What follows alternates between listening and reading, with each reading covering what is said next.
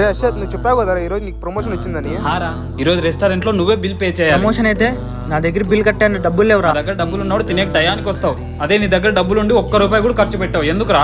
ఎప్పుడు ఇలానే చేస్తుంటాడు రా.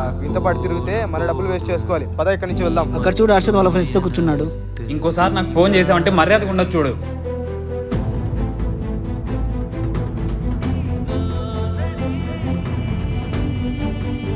రేపు నిమిషం రా, ఇప్పుడే వస్తా.